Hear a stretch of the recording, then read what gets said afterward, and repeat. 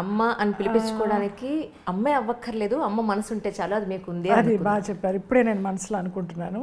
నేను అమ్మతనం అనేది నేను అనుభవించలేదు, కానీ ఆ అమ్మతనం అనే రుచిని మాత్రం చాలా చూశాను కదా.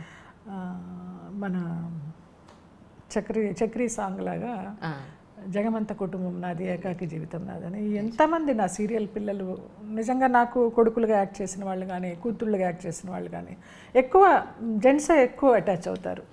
అమ్మాయిలు అప్పుడప్పుడు పలకరిస్తారు కానీ అమ్మ అమ్మ అనేసి వీళ్ళు ఎక్కువ ఇంకా వచ్చి చూడడం కానీ, నేను కాల్ లిఫ్ట్ చేయకపోతే ఏమైపోయిందో అమ్మకనేసి, లేకపోతే నా గురించి ఏమన్నా బ్యాడ్ డ్రీమ్ వస్తే అమ్మ ఇలా కల వచ్చింది నువ్వు బాగున్నావా అని వచ్చి చూడడం కానీ డైలీ ఇది జరుగుతుంది.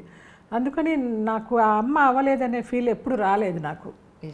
ఇంకొక విషయం ఏంటంటే అమ్మ అవ్వలేదని ఒక రకంగా సంతోషిస్తాను కూడా. ఇప్పుడు సోకాళ్ళ అమ్మల్ని అందరినీ చూస్తూ వాళ్ళు అనుభవించే ఒక చేదు సంఘటనలు కానీ పిల్లల గురించి ఆ తీపి సంఘటనలు అనేవి కొన్ని ఉంటున్నాయి, వాటిని ఓవర్కమ్ చేస్తూ చేదు సంఘటనలు ఎక్కువ ఉంటున్నాయి. నా ఇంట్లో కూడా నేను చూశాను, నా అక్కలు కానీ వదినలు కానీ అలా అన్నీ నేను చూశాను. సో అందుకని పర్లేదులే పిల్లలు లేకపోతే ఏమైంది అని అబ్బా నాకు పిల్ల ఉంటే బాగుండు అని ఎప్పుడు నాకు రాలా. అన్నపూర్ణమ్మ గారు ఎప్పుడు చెప్తూ ఉండేది, ఒక బిడ్డను పెంచుకో వీళ్ళంతా నీ వాళ్ళు కాదు, పెంచుకుంటే మాత్రం నా బిడ్డ అవుతుందా, కూడా మన వాళ్ళు అవ్వడం లేదు కదా, నాకు అవసరం లేదమ్మా అన్న. ఇప్పుడు నువ్వు వయసులో ఉన్నావు కాబట్టి నీకు అనిపించదు, కొంచెం వయసు అయిన తర్వాత అరే నాకు ఒక తోడు ఉంటే బాగుండే, నాకు ఒక బిడ్డ ఉంటే బాగుండే అని అనిపిస్తుంది. అంటే ఆవిడ మాటల్లో కొంత నిజం అనిపించినా ఒక స్టేజ్లో తర్వాత కాదు అనిపించింది. మన కడుపును పుట్టిన వాళ్ళే తల్లిదండ్రులను చూడని సందర్భాలు ఎక్కడో మన ఇళ్లలో చాలా చాలా చాలా ఎన్ని హృదయ విదారకమో నిజంగా. అమ్మో వాళ్ళందరికీ పాదాభివందనాలు చేయాలి. నిజంగా నా ఒక్క తల్లి గురించే కాదు, ప్రపంచంలో ఉన్న తల్లులందరి గురించి కూడా ఏదో ఒకటి మాట్లాడాలని నువ్వు మదర్స్ డే అన్న వెంటనే స్పందించి, ఇవాళ మార్నింగ్ కూర్చుని ఉన్నాను ఆలోచిస్తూ, అరే అంజలి అడిగింది ఇద్దామా అని నేనే టక్కును ఫోన్ చేశాను. ఇవాళ కుదురుతుంది, నా పంట పండింది అనుకున్నా మీ దగ్గర నుంచి కాల్ వచ్చేటప్పటికి. యాక్చువల్లీ మీరు కాల్ చేసేటప్పటికి ఈవేళ మా టీఎన్ఆర్ చనిపోయి 1 year అయింది కరెక్ట్గా. అక్కడికి వెళ్ళాం అందరం. కానీ మీ కాల్ రావడం నాకు చాలా సంతోషం. అమ్మయ్య ఎన్నాళ్ళకి ఎప్పటి నుంచో ఎదురు చూస్తాను ఒక ఫోన్ కాల్ నాకు ఈరోజు వచ్చింది. అదే టీఎన్ఆర్ గురించి వచ్చింది కాబట్టి మన కొరటాల శివగారిని మహేష్ బాబు మూవీకి ఇంటర్వ్యూ చేస్తూ జయలలితని స్పీకర్గా ఎలాగ వేశారండి, ఆవిడ వ్యాంప్ వేషాలు వేశారు, ఆవిడకి జనాల్లో ఒక రకమైన ఇమేజ్ ఉంది కదా అంటే, ఆయన దాన్ని ఖండిస్తూ తను చీర కట్టులో నాకు అమ్మతనం కనిపిస్తుంది అని చెప్పారు.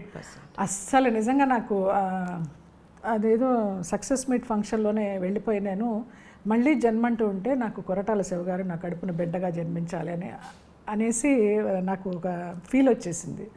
అంత చక్కగా నన్ను డైరెక్టర్స్ అందరూ మంచిగానే చూశారు, మన అమ్మాయి మన జయలలిత బాగా చేస్తుందని. కానీ నాలో ఒక అమ్మతనం కనిపించింది అని చెప్పింది కొరటాల శివ గారు. నిజంగా ఆయనకు హృదయపూర్వక నమస్కారాలు తెలియజేసుకుంటున్నాను. ఈ సందర్భంగా టీఎన్ఆర్ గుర్తుకు వస్తే ఆయన మంచి క్వశ్చన్ అడిగాడు అనిపించింది. ఆయన అడగడం వల్ల ఆయన నా గురించి అంత ఎలివేట్ చేసి మాట్లాడారు. సో అది నాకు ప్లస్ పాయింట్ అయింది. అప్పటిదాకా నన్ను బోరింగ్ పాప అంటున్న వాళ్ళు దాంతో మేడం స్పీకర్ అని పిలవడం స్టార్ట్ చేశారు.